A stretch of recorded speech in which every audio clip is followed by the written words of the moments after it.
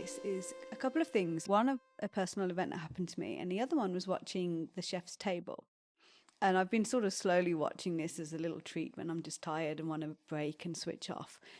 And there was an episode that I was watching where there was a husband and wife team, and they work together in the kitchen, and it's their own restaurant. And they sort of started talking about their arguments and their passion. And the woman basically sort of said, she believed that their arguments in their relationship sort of fueled the food and the creativity of their food and helped the food be a success. Like the sort of fighting and dysfunction in their relationship was a blessing in their creativity. They brought that passion of fighting into the food, and it made the food better. And I want to just question this, because as an artist myself as well, there's this belief of the starving artist, the suffering artist, like Amy Winehouse is a classic example. She had beauty and soul and depth, and yet she suffered greatly. And did that come from the suffering? And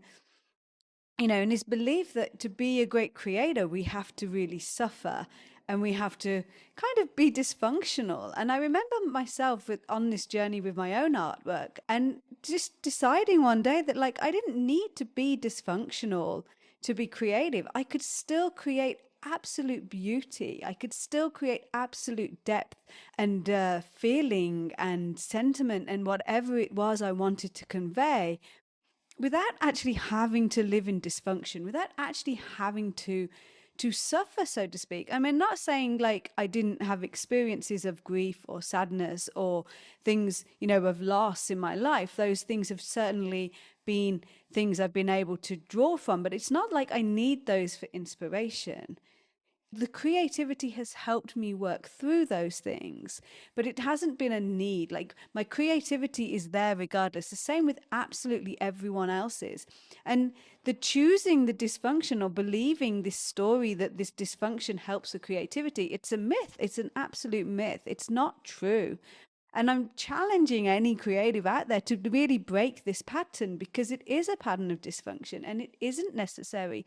And creativity, life around us creates itself all the time. Nature is constantly in creativity, but it's not in dysfunction, right? It's in perfect order, and it doesn't need an existential crisis. Obviously, an existential crisis can bring out a certain aspect that maybe you can explore through creativity, but it doesn't mean that the creativity without that isn't as good, and it isn't as powerful. You are able to access the depths of who you are without dysfunction. And there's a difference between feeling and dysfunction, right?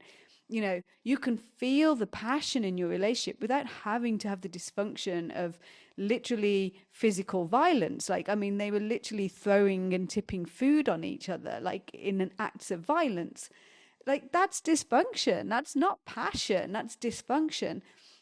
And there's this real myth that dysfunction feeds creativity, but no, our feelings, our thoughts, whatever, our experiences can be expressed through creativity, and you can tap into those depths, but it doesn't mean you have to live with dysfunction.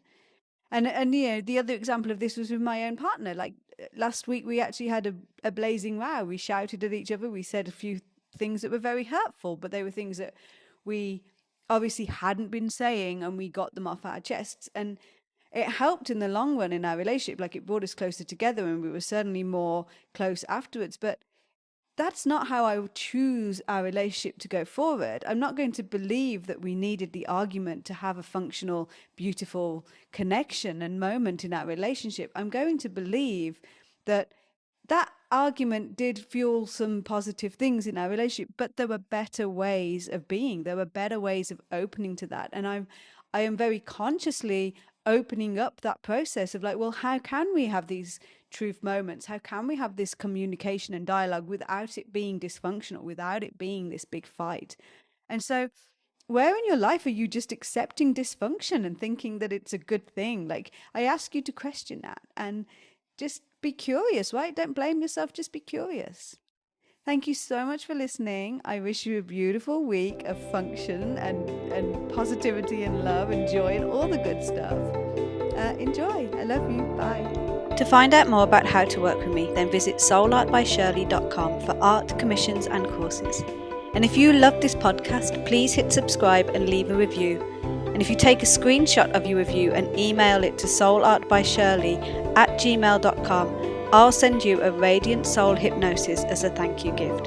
Thank you for listening. I love you. Bye.